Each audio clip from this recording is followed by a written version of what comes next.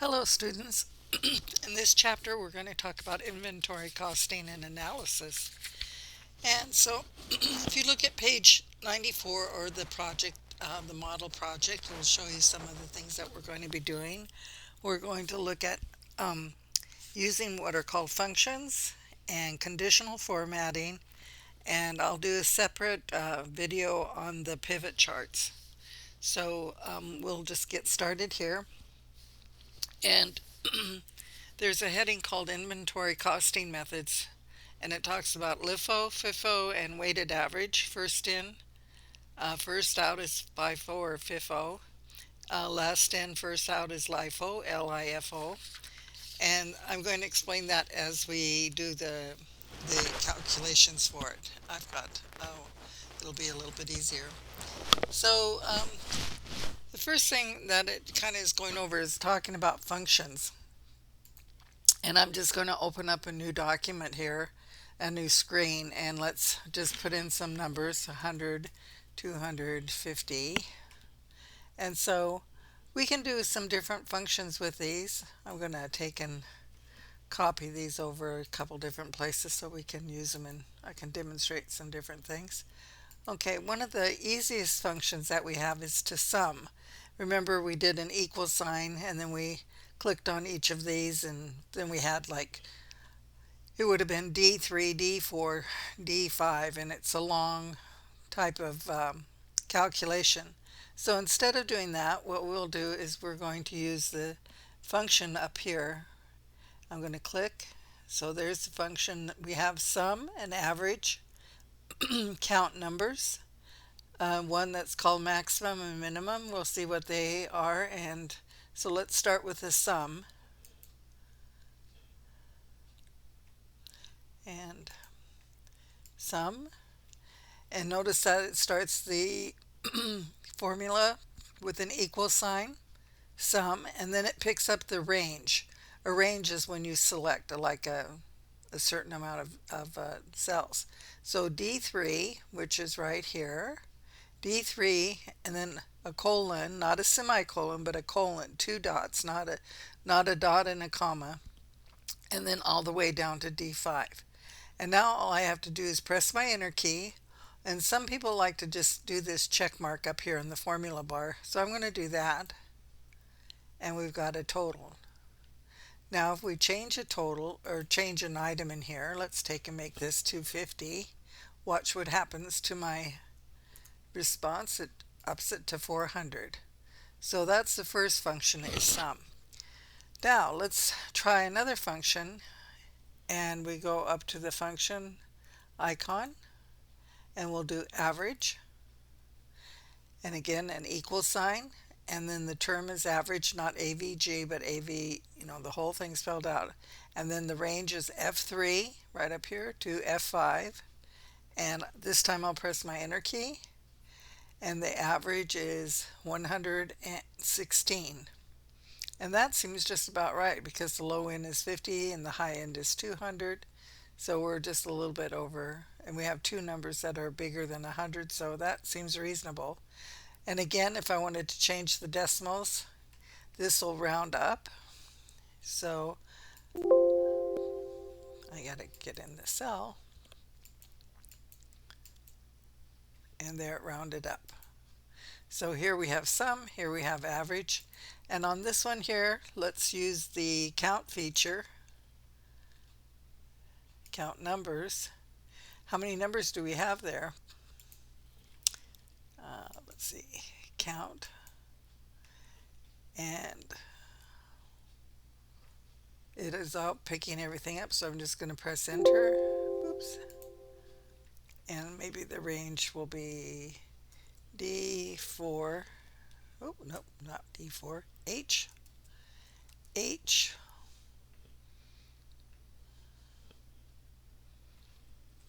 Click on this. Colon. Click on this. Close parentheses. Notice that there's a parentheses there, and I have two of them there, so that might make it so it doesn't work. These functions and these features sometimes can be very, very touchy. How many numbers do we have? 1, 2, 3, And so we counted how many numbers we actually have, and we just have three numbers.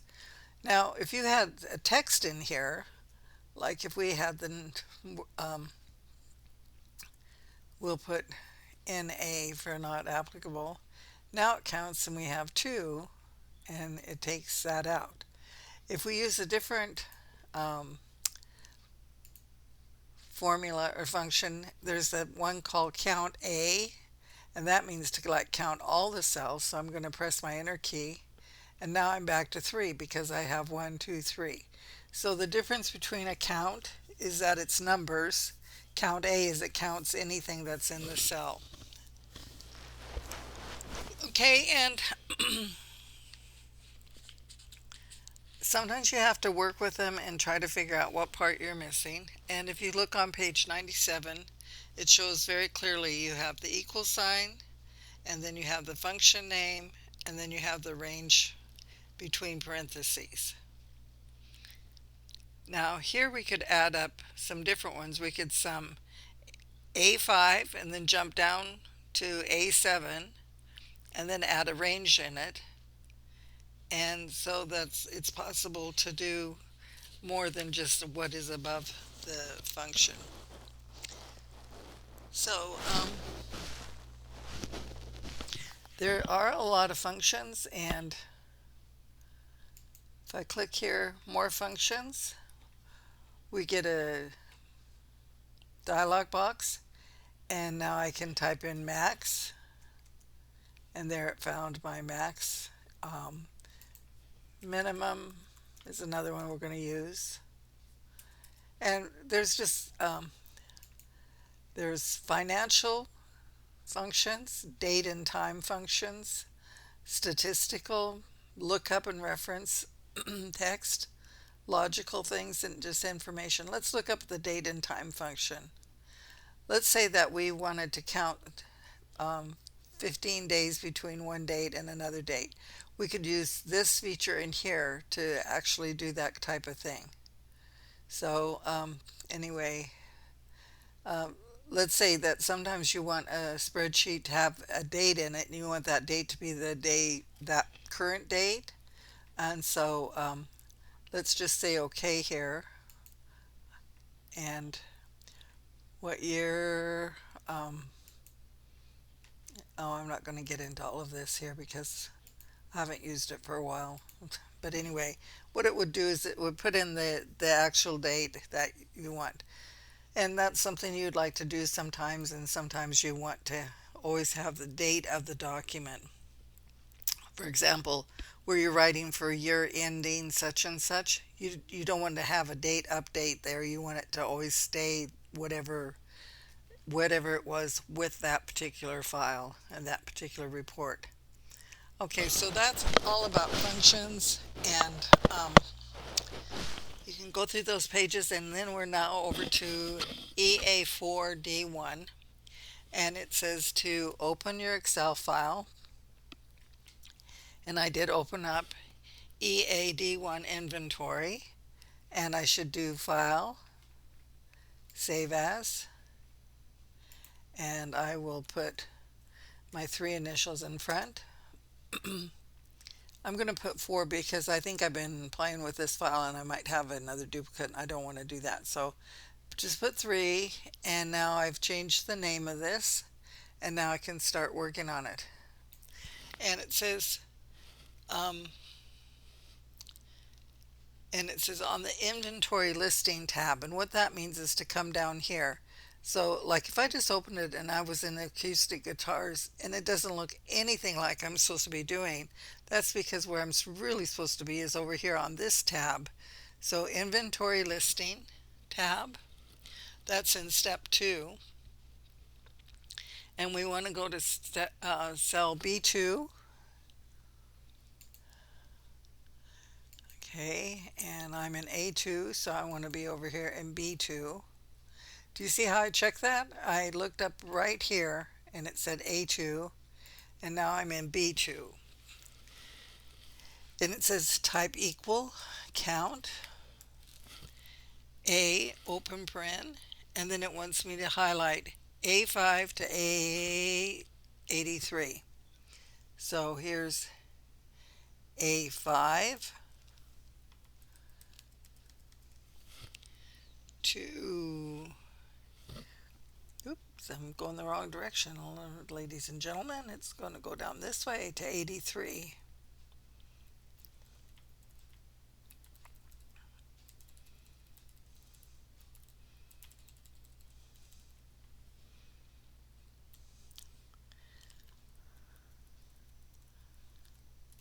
So now I've got A5 to A83, and I'm going to type a closed paren up here.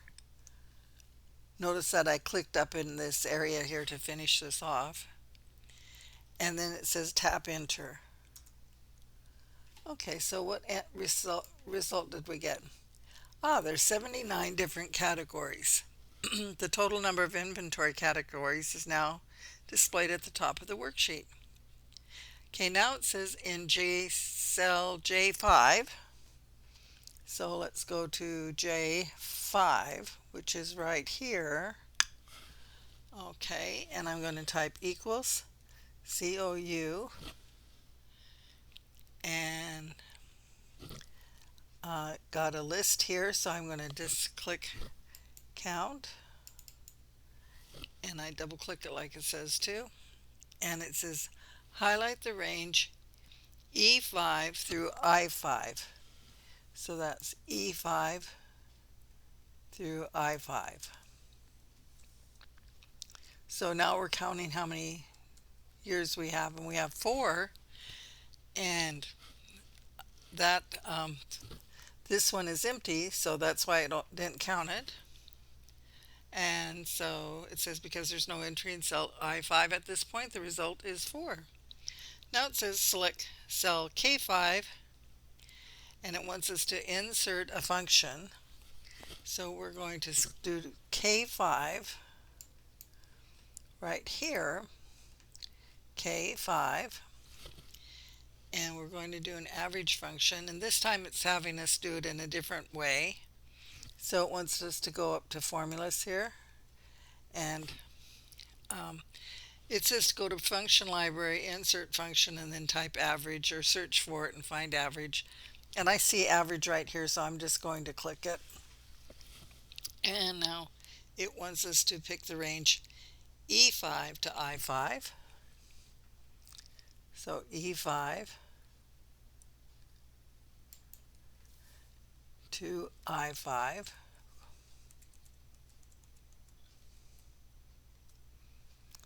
So I look here and I have it correct. I have it correct up here. And then I can click OK in the function arguments bar. I can click it right here. And I've got my average inventory. And then look at your response, 2000, 25, 22, 21. Yep, 22 looks right. If I had another 0 on there, I would know that I have something wrong. I might have added them or something. So we've done that. Now we want to click in L5, and we're going to figure the maximum. Okay, so here the way they're telling you to do it is do this, more functions, here's our library, and then it wants you to search for max, and we find it, we say OK, and now I can put in the range right here too. So there's different ways of doing it, and this time we want to do E5 to, let me see if I'm getting this right, I5.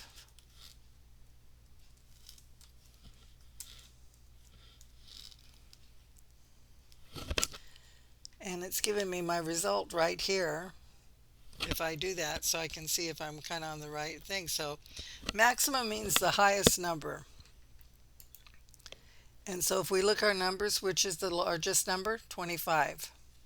And now we're going to do the same thing with minimum. And I'll do it the long way. The short way is right here. It's right in here. I'm going to just click it. double click it. And it's L1. That's not the cell I want though. Is it? It's E.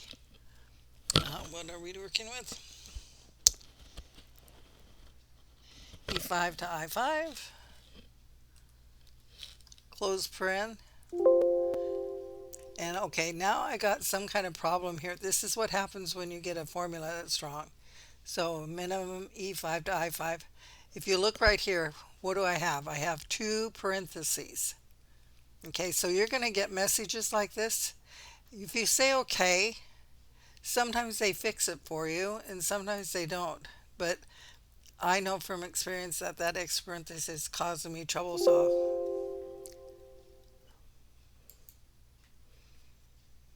what am I doing wrong?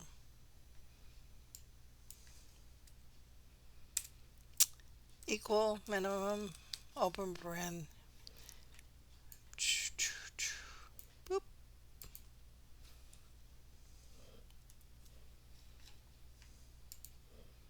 Oh, it picked up the wrong one. Equal min, and then my range.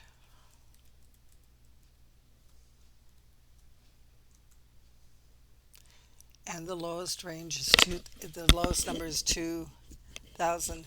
It knows it's smart enough to ignore this last one, even though that would be the very lowest. Okay, so what we did, just to review, we counted how many years, we found an average, we found the highest inventory balance, and we found the lowest inventory balance. Now I'm all the way on to step 11. We just did that. And now we want to click in cell M5. Let's find M5. Oh, excuse me. Nope, that was where the minimum went. Now we want to highlight the range J5 to M5 and click the fill handle and go all the way down. Okay, so we need to calculate these same things all the way down. So the fill handle is, I'm going to do it kind of like one at a time so we can practice this a little bit.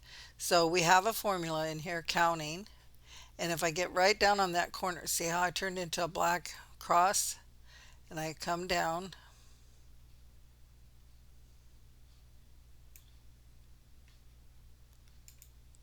and I need to go one more. No, I got more. More. Okay, so now I can just pick up here, get my black crosshairs, and pull it down. And I want to take it out of that one. Okay. Let's do it again. Crosshairs. And crosshairs again. Back, scroll it back up there. Okay. Now we've got all these numbers in here, and the way that they said to do it very easily is to do them all at once. So select from right here to here and then pull down. So I will do that. Cancel, say Control Z, and grab it again. This time I'm just doing the last things. I have a really tricky mouse. I have a trackball. You know, I don't know what happened right there. Did you see my screen go kind of weird? I'm going to do Control Z just to be sure. And then I'm going to pick up some of these here. And then I'm going to get it in my crosshairs and pull it down.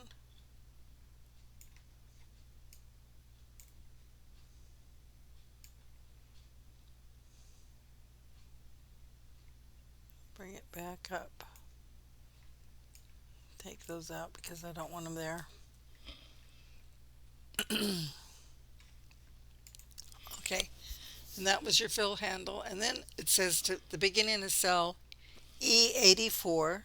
So I want to come all the way over to E84. Okay, now we're going to get some totals for these columns, and I'm on step 13. And beginning with cell E84, highlight the range E84 to I84. So we're on E84, and I'm going to highlight that, and then I'm going to choose Home, Editing,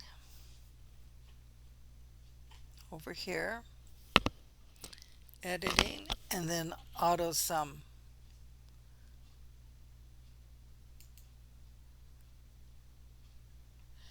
And I'm going to press this check mark here, and now I've got these all filled in.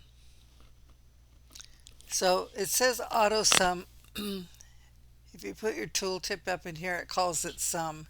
It's the same thing as Sum, so you might want to cross off that Sum part in there. And then it says Save the file.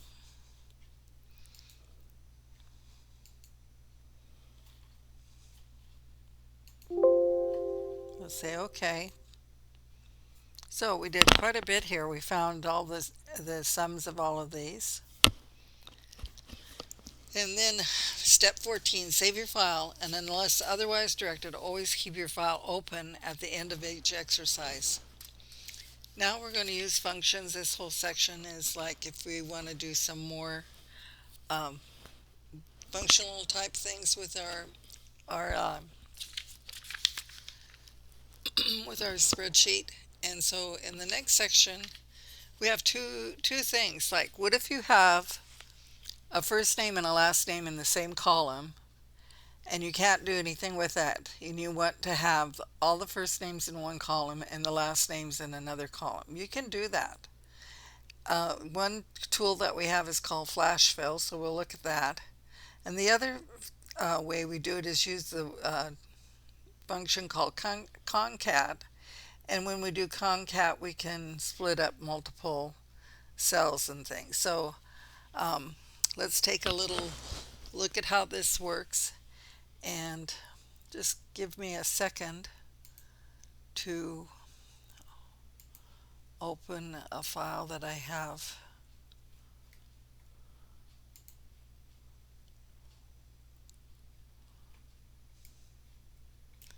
Real quick.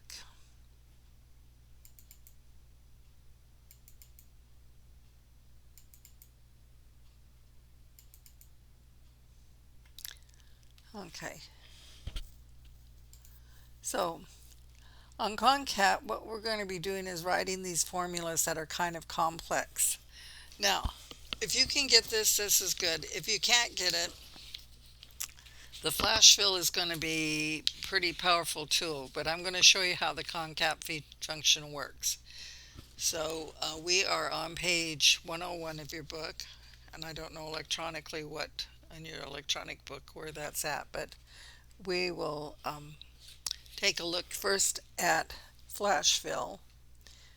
So I'm going to I have this document here, and in the book they show you we have some emails. What if you want to split these emails? You want to have those first names off of those emails.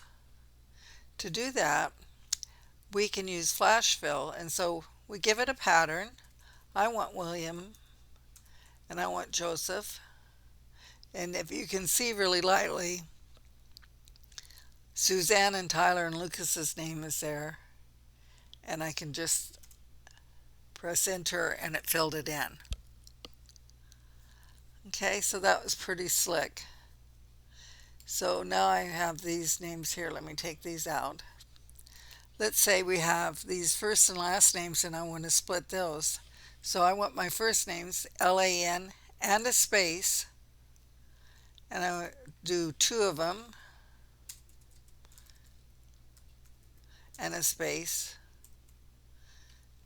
And you can select them and come over here to my flash fill tool right up here, and down at the bottom it says flash fill, and it said it didn't find a pattern. And I'll tell you why it's not finding the pattern is because I don't think I have a space after Tyler. Yes, I do. Let's see if it'll pick it up from this right here.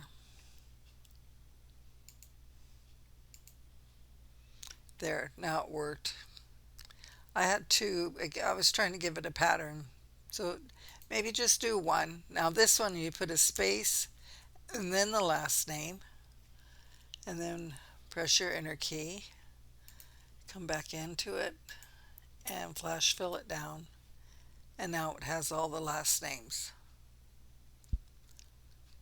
So you can do a lot of different things.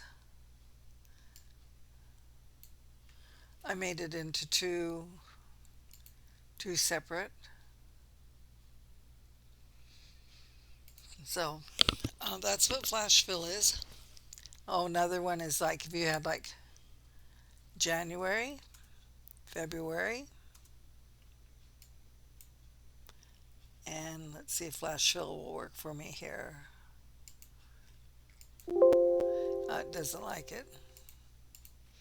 But if I just pick that one, still doesn't like it. Well, there's the other one where I can just fill it in and it will, when I drag it down, and it puts in all the months. I can do 1, 2, 3, grab those and fill down. Okay, so there's kind of like flash fill and fill. So we are now ready to look at concat. And in this particular exercise, what they want to do, although to me it seems like it would be very easy, they want you to pick up the first initials off of last in and first in and first out, and weighted average. So it wants you to pick up the LIFO in this expression. So it says concat, and then start on the left, which is over on this side, and count in cell A1, and then count one letter, and that grabs the L. So this part of this will grab the L. The next part is, instead of using left, we saw middle of the word. And so now we want to look at A1, letter number 6, and go over 1. So we have last in, first out. 1, 2, 3, 4, 5, 6. That's the letter I, and so take one letter. Then the next letter is on the 10th letter, so A1, 1, 2, 3, 4, 5, 6, 7, 8, 9, 10. And then the last one for the O is the 16. And then we want it to say inventory balance. So let me just show you this little example down here. Let's say we have a person's name, Jannie B. Long. And if we looked at her name, Janni, the first letters 1, 2, 3, 4, 5, 6. You count the spaces, you count the commas as a letter. And so here I said concat, start at the left with J. So we're in cell A17 and go over one letter. Now with the middle ones, we need to know what cell we're in, A17, and what letter. 1, 2, 3, 4, 5, 6, 7. B is number 7, so that goes in the middle, and we want just one letter. Then we do middle again, because we want to pick up her last name. So 1, 2, 3, 4, 5, 6, 7, 8, 9, 10, 11. On the 11th letter is L, and go over one. And then we can finish it up with some text. And so here's the formula. Equal sign. I don't have an equal sign in front of this here where I just typed it because it would have turned into a formula and I didn't want that. Type equal signs, concat, and left A7th, go over 1. Go into the middle in A17th, go to the 7th letter and go over 1 and pick it up. Go into the middle of the word, go to A17, go to the 11th letter and pick it up. And then a space, and then you put in parentheses so that it turns into text, and then a parentheses at the end. If you put an extra parentheses in there, they'll get an error message that says it's wrong. Whenever you type these up and they're a little bit off, it'll tell you you're wrong. So This isn't a feature that you're going to use all the time, and you probably aren't going to remember it um, day in and day out.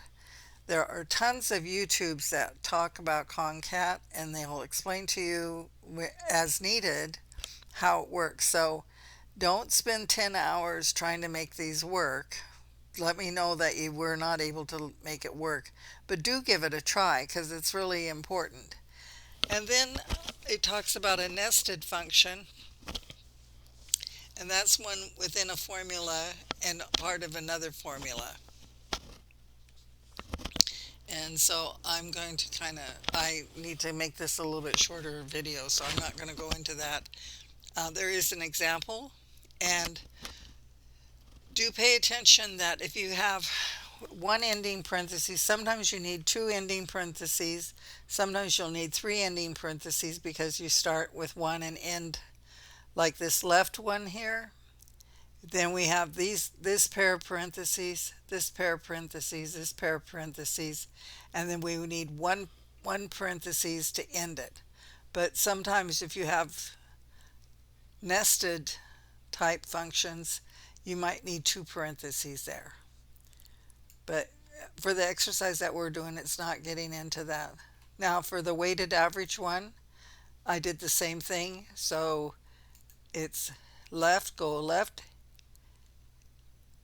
A, this should be, I moved this and so it should be now, I'm not going to get the right word because this is in A11. But I did fix it in the actual one. See how working with these, when I saw that it was A10 and not A11, I know, oh, this is not going to work here. It all needs to be made to A11. So those are the kinds of things you have to watch on that. So we did a flash fill and we did the concat. Okay. And now for EAD2, I'll show you how that one works.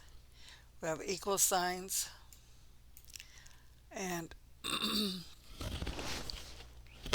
let's see. I'm gonna stop the video right here, and let's see.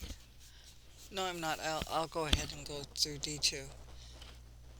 So, save our file. We have it open from the time before. File.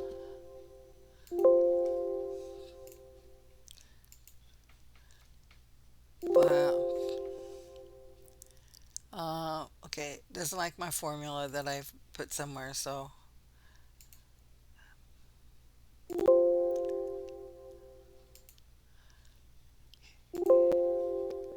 okay.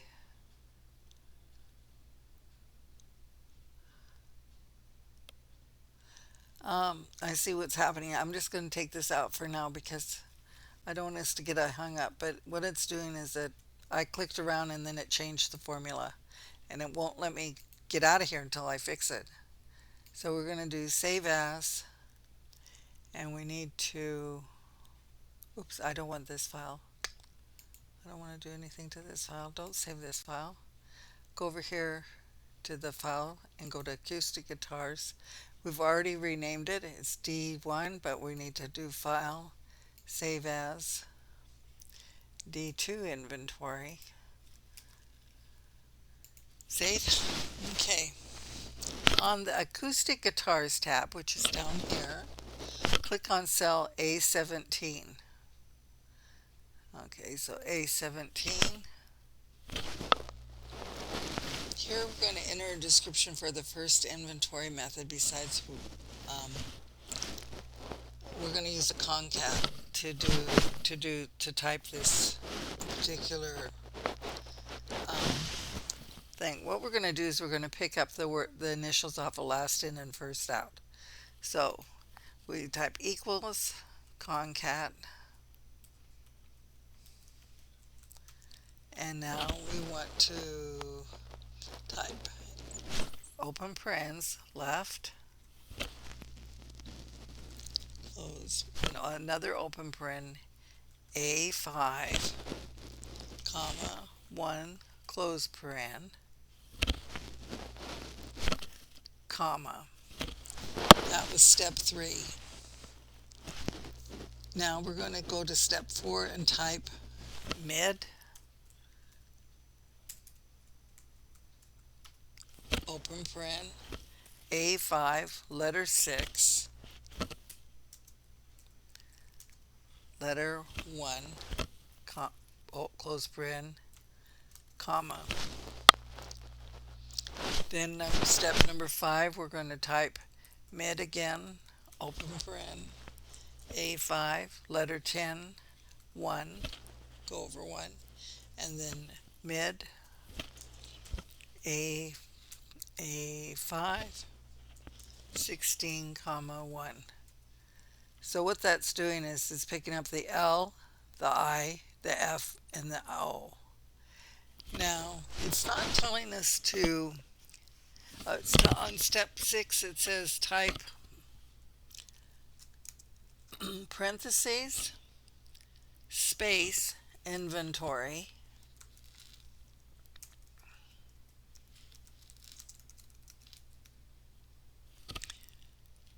colon, quote, close, and then it says press tab. Now, I'm getting a message that I got a problem, which is normal.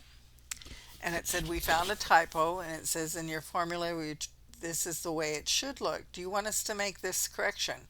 Just go ahead and say yes. And what it's going to do is these spaces in between the A5 and the 6-1 that were in our book are not supposed to be there. Okay, so I'm going to say yes. And now it said LIFO inventory balance. Then it wants you to go ahead and do this same thing for the starting on cell in cell B17, which is right here, B17. It wants us to write this formula equals D10 plus F4 minus B10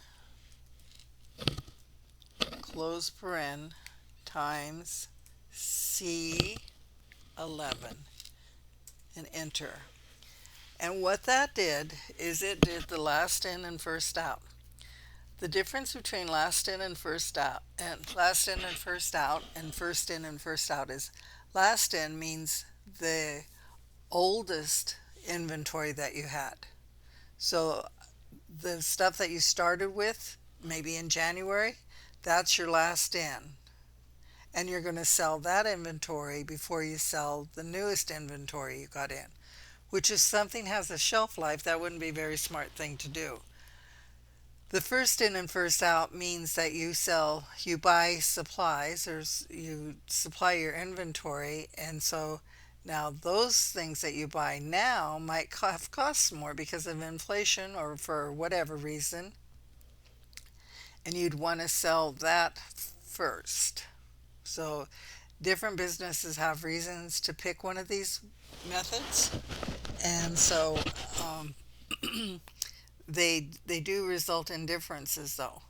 So now the balance, we could use our balance, or what we have for ending inventory, 23 units at a price of $23.04. Now the FO1, I'm just going to type FON because I want to save time, but this is going to be the very same kind of, you can actually copy this here and you can change it from the A5 to A6 and then count your letters and change just your letters. So you don't have to retype all this thing. You have to change the cell reference to A5 to A6 and then count your letters and make sure on these mid ones, like if you're looking at first in, first out. So 1, 2, 3, 4, 5, 6, 7. It's a seventh number. So then you would put so you put 7 there. And so you can just change this a little bit and you'll get the FIFO balance. But let's see how we get that formula. And that formula is going to be down at on step number 9 equals D14 plus F4 minus B14 times C, oops, times C13. So see the difference in the price? That makes a difference. So what that means is that we had 23 in our inventory.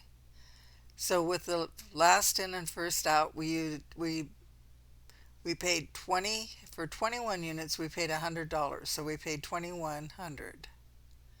And then we had two more units. 23 minus the 21 leaves two more. So we had two units that we paid 102 for.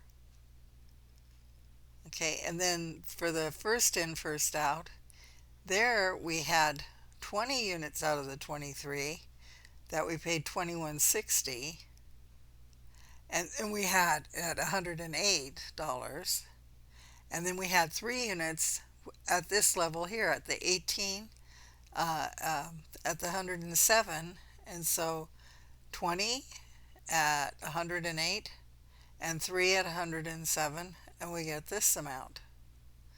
For the average amount, we take the total and divide it by the 103, and then we take that amount, so equals this amount divided by this amount. It's 103.94. So we take and type times 23, and we get the average weight one at 23.90. So our inventory is calculated in three different ways. They're all acceptable ways of vexing it. But here we counted 21 out of the 23, last in, first out. And the second one we figured from the bottom, and that.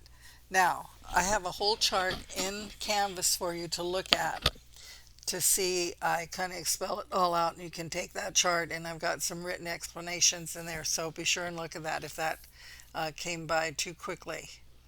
But eventually, when you do the reinforcement, please double check your work against the answer key and make your work look like the answer key. That's not cheating. That shows me you know how to do it. You've done it right one time. But I'm getting a lot of work that has that you're supposed to be looking at the answer key, and you still turn in work that has all these errors in it, and I'm not understanding why you're still turning in the works with error. Just for the reinforcement 1 and 2, that's the only ones that you got a correct sheet for. So do look at the answer sheet. You can look at the answer key before you get started, or after you get started, or while you're getting started. I wouldn't do it that way. I would try to do it on your own independently and then check it and see where you might be getting off. So anyway, that's that. Now for develop your skills for EA4D3, we want to save our file again, file save as, and this time we want to change to 3, and it says go to the inventory listing tab, so we're going over here, and then we're going to highlight range K5 to K83. So let's go down here to K5.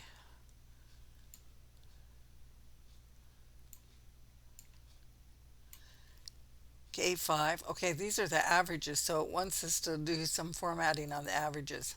So we have K5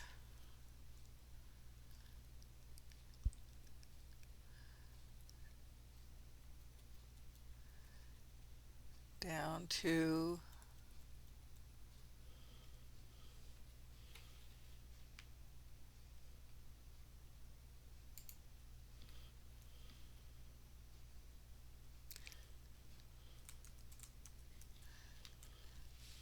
Right now I've got this selected and I'm coming over to the name range and I'm saying average and I'm naming that range average. And so the next time I have to pick it, it's going to be real easy. Okay, so I have those picked. And now what it wants me to do is go to Home, up here, Home, Styles, Conditional Formatting. And it wants us to use color scales right here. And it says pick the blue, white, and red, white, and blue, which is right here. Blue, white, red. See, they say different colors on them. Tooltip shows you. So we pick that one. And now look at this. We can see the low inventories versus the high inventories.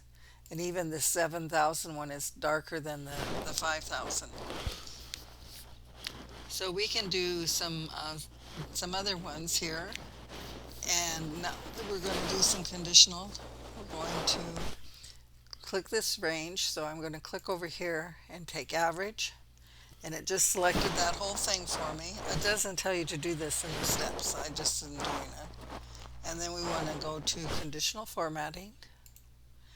And we want to clear the rules from selected cells. And then we've got it selected still. So now let's do data bars, conditional formatting, data bars. And we want to do gradient fill. So that's this one right here. And we want to do purple data bar. So there's our purple data bar. And now again you can see, you can compare. It's a visual aid to seeing what's working and what's not working. So that took us through D1, D2, D3, and D4. I hope it helps. I just want to remind everybody on the 19th we won't be having class. It's advising day. So we have class this Wednesday, but then the next Wednesday we won't be having a class. Okay, so conditional formatting is really a fun tool.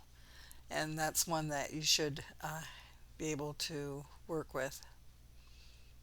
Okay, so thank you for everybody. I hope if you have questions, let me know.